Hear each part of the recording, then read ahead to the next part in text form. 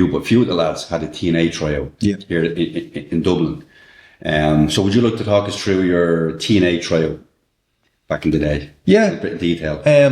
So first of all, the TNA tryout, we were part of the ring crew, first of all, so we had to go in and help with the ring. But initially we weren't, well, you lads weren't supposed to be part of the ring crew. No. Supposed to be there for the tryout. That's what I'm saying. Could you just do this? That was not expected. No. But no bad thing, no problem putting up rings or anything like that.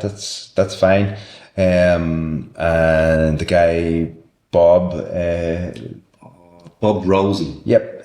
Lovely guy. Really, he's with AEW now. He's there. Yeah, he was a cool guy, and listening to the craft of putting up a ring, because he knew it inside and out, and he was really, really interested. We packed everything together. It was quite interesting, wasn't it? He kept everything pristine and clean. Yeah, he was really interested. It was really cool to see those type of rings and how they go up, and he a master at his craft, and also he told some really cool stories, because obviously he's been around and he's seen everyone and blah blah blah.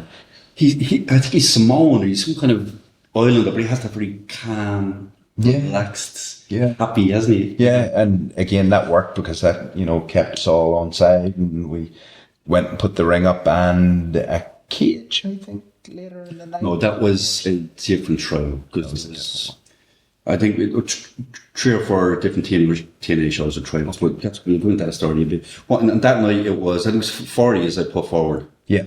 Jason Rotunda, Scottish guy. Yes. And there was a couple of other Irish guys. Now, realistically, it was only really you and Jason who I thought were at the calibre of any kind of potential there. So it was D'Lo was the man in the ring, so to speak, conducting it. I think Jeff Jarrett was outside the ring in the nosebleed somewhere, looking at his phone, not particularly interested. To be interested. D'Lo put us through our paces a little bit, gave us good talking to first, the obligatory wrestling business talk, and then we were in the ring, and he kind of put us through our paces with all the basics, hitting the ropes, bumping, blah blah, and then got to get in and sort of tie up with him and move around a little bit.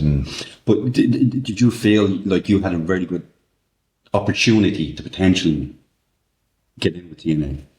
Honestly, yeah, not really. No, I didn't feel like that much of a tryout. But beforehand, did you think it was an opportunity compared to when you actually did the trial? Not really. No. A weird thing. This is a strange thing.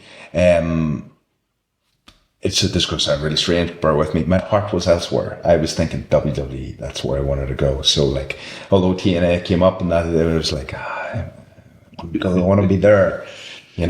That was the sense. But it was a cool experience. Yeah. I can remember at the end of the day, Bob was telling us, they're talking about Mandrake and they're talking about Jason, the Scottish guy.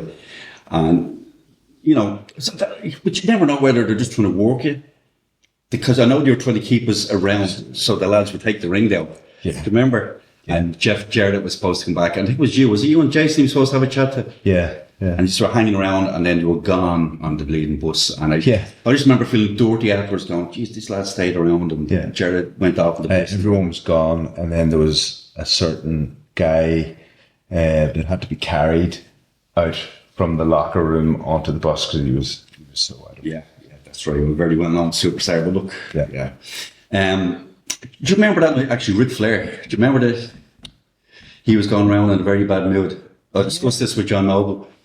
He's such a legend, and he was so unapproachable. Do you remember? He was very angry. Yeah. And it turned out that basically he didn't get an advance off TNA, and that's where all the commotion was backstage. But I just remember that tension that was back there, and you're kind of, who do we say hello to? Who do we not like? Do we gonna? It was a strange environment. Very hostile. Hostile is the way I describe it. There was some people who were really, really cool. There was people who you just know reputation, and I thought would definitely not be very cool, but turned out to be really awesome. Not awesome, but they were